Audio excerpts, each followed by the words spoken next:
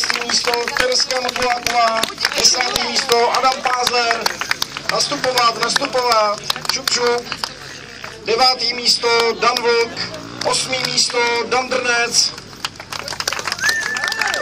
7. místo Tadeáš Rejdík, 6. místo Vojta Šípek,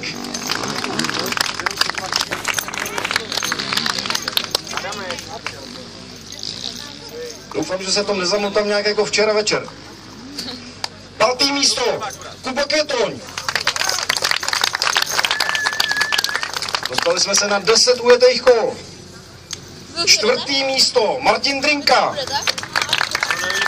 Taky 10 kol.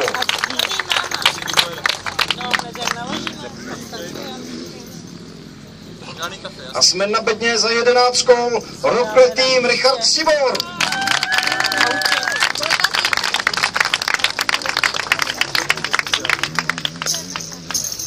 Je škoda, že není stupínky, tohle to je nepřehledný.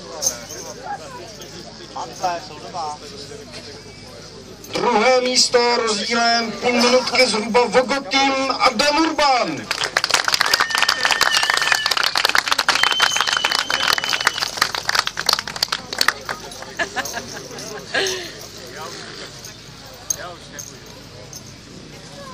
A on na celých 10 vteřin zlaté místo pro MSK Panská Skála Adam Veselý.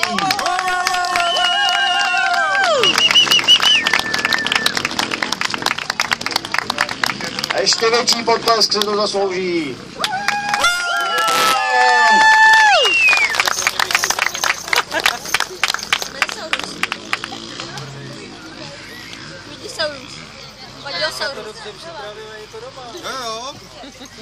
Bum, tě zabíjí.